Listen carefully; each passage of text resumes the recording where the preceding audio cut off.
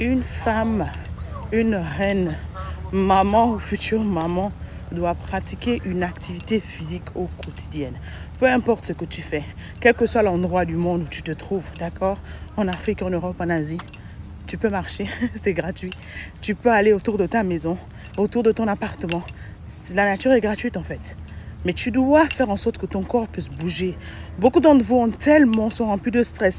Beaucoup d'entre vous, en fait, et je m'inclus moi également, à un moment donné de ma vie, nous avons adopté une attitude sédentaire, enfin un comportement sédentaire. C'est-à-dire que nous sommes assis devant les ordinateurs des heures et des heures. Nous sommes assis au boulot des heures et des heures. Nous sommes assis dans les endroits fermés. Et on ne se rend pas compte que notre cerveau a besoin de respirer. Notre corps a besoin de respirer. Notre intelligence, en fait, d'accord, pour être activée, pour être active et pour être performante, il faudrait qu'elle soit renouvelée, en fait. Et des fois, on a besoin de l'oxygène. Des moments, il faut ouvrir la fenêtre de ton bureau. Il faut ouvrir la fenêtre de ta maison. Il faut de là où tu travailles, en fait, parce que tu as besoin de cet oxygène-là. Et l'une des meilleures façons rapides et gratuites de les avoir, c'est d'aller dans la nature, en fait. C'est dans la nature. Je vous demande de vous abonner à cette chaîne, de vous abonner à ma chaîne YouTube également, parce que je partage des pépites de bien-être. C'est très important, en fait. Une femme doit pratiquer une activité sportive au quotidien. C'est bon pour ton corps, c'est bon pour ton esprit, c'est bon pour ton énergie.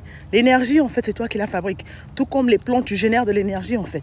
Et c'est pas dans les energy drinks, en fait, que tu vas avoir ça. C'est en pratiquant une activité sportive. C'est en faisant de la marche, c'est en faisant de la course, c'est en faisant de la natation. Quelle que soit la chose qui te passionne, en fait. Prends quelque chose, en fait, qui te fait du bien. Ne va pas prendre une activité physique en fait qui te stresse encore. Ça va faire en sorte que ça va avoir les effets opposés en fait de ce que tu pensais. C'est très important en fait.